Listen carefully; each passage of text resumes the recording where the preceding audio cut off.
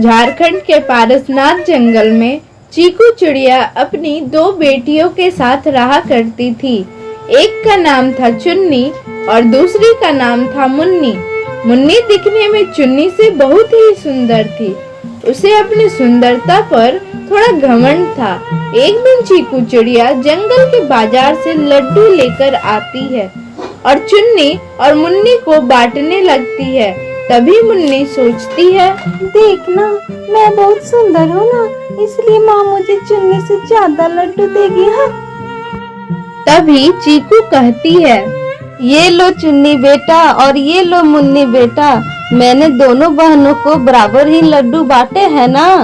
तभी चुन्नी कहती है, हाँ माँ, आपने हम दोनों को बराबर लड्डू बांटे हैं, अब आप अपने हिस्से का भी ले लो। चुन्नी कभी भी मुन्नी के खूबसूरती पर जलती नहीं थी। चुन्नी का व्यवहार बहुत ही अच्छा था। वह कभी किसी के लिए बुरा नहीं सोचती थी, पर मुन्नी हमेशा ज्यादा की ख्वाहिश में ही रहती थी। एक दिन चुन्नी और मुन्नी खेल रही होती है, तभी एक बूढ़ी औरत उनके पास आती है। बेटा, कुछ खाने को दे दो, मैं 2 दिनों से भूखी हूँ।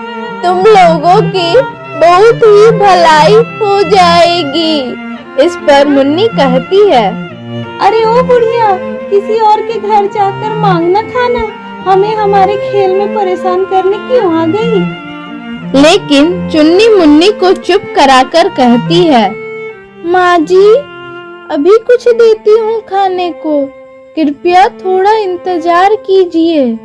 वह बूढ़ी औरत को खाना देने के बाद चुन्नी उससे पूछती है, कहाँ रहती हो माँ जी आप, और आपकी हालत ऐसी कैसे हो गई।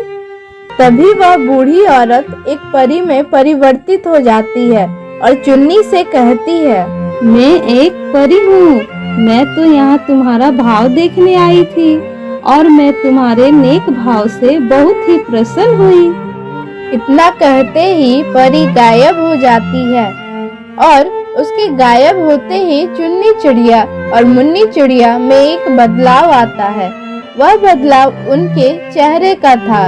अब चुन्नी चिड़िया मुन्नी चिड़िया से भी ज्यादा सुंदर लग रही थी। मुन्नी को अपनी गलती का एहसास होता है और मुन्नी रोने लगती है। मुन्नी के एहसास होने पर फिर सब पहले जैसा हो जाता है। फिर मुन्नी दोबारा कभी घमंड नहीं करती है और दोनों बहन खुशी खुशी साथ में रहने लगती है।